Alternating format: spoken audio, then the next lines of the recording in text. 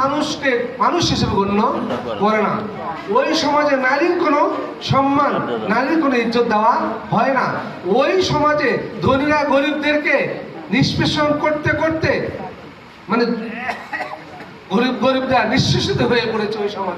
ওই সমাজের অর্থনৈতিক মেরুদণ্ড ভেঙে দেওয়া হয়েছে, রাজনৈতিক মেরুদণ্ড ভাঙা হয়েছে, সামাজিক শৃঙ্খলা নষ্ট করে দেওয়া হয়েছে, সব কিছু নষ্ট করে হয়েছে। তার বয়স যখন 17 বছর, বোয়াস যুদ্ধে অংশগ্রহণ করলেন তিনি। 17 বছর বয়সে বোয়াস যুদ্ধে ছেলে মানুষ, তাকে দায়িত্বে দেওয়া হলো অন্যরা যে তীর মারবে ওই তীরগুলো তুমি কুড়িয়ে নিয়ে আসবে।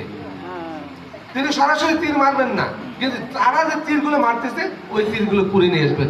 বোয়াস যুদ্ধে দেখলেন, ধ্বংসযজ্ঞ দেখলেন, তার মনে বিদ্রোহ ঘোষণা করলো, না এইভাবে সমাজ চলতে পারে না, এই সমাজকে ভালো করতে হবে, এই সমাজের কল্যাণ করতে হবে, এই সমাজ কিভাবে ভালো করা যায় এই চিন্তা করতে লাগলেন। করতে করতে তার মনের মধ্যে একটা চিন্তা আসলো, যদি আমি একটা সমিতি করতে পারি, যদি আমি সঙ্গ করতে পারি, একটি সংস্থা দাঁড় করাতে পারি যুবকদেরকে নিয়ে, যুবকরা তো সমাজ পরিবর্তন করতে পারে, যুবরাই সমাজের পরিবর্তনের হাতিয়ার, অর্থাৎ যুবকদেরকে নিয়ে আমি যদি এইরকম একটা সঙ্গ তৈরি করতে পারি তাহলে এই সমাজটাকে আমি ভালো করতে পারবো, সুন্দর করতে পারবো। তিনি চিন্তা করলেন, সাথে সাথে কাজ শুরু করে দিলেন। তিনি যুবকদেরকে সাথে নিলেন, 17 জন যুবককে সাথে নিলেন।